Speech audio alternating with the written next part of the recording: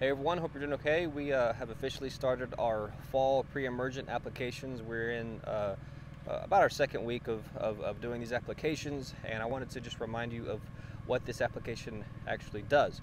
Most people think that it just, hence the name fall pre-emergent, prevents weeds in the fall and the winter months, and that's true, it does. It helps keep the weeds out in the fall, helps prevent those winter weeds.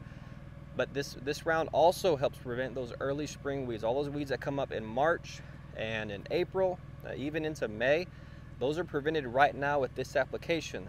The spring pre-emergent application prevents those weeds from coming up later on in the spring, late spring, and into the summer months. So, in the springtime, whenever the weather breaks and you see those yards that are absolutely covered in weeds, or maybe it was your yard, that's because you didn't get the fall pre-emergent. It has nothing to do with the spring pre-emergent. So you've got to think ahead, start planning ahead, and get your application done right now, so that doesn't happen to you come spring. So just a reminder for you: if you haven't thought about getting that done, you want to make sure you do.